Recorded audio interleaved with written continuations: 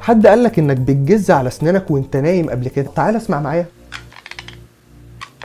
الفكره ان الظاهره دي منتشره وبتاذي السنان جدا. بص كده السنان بيحصل لها ايه.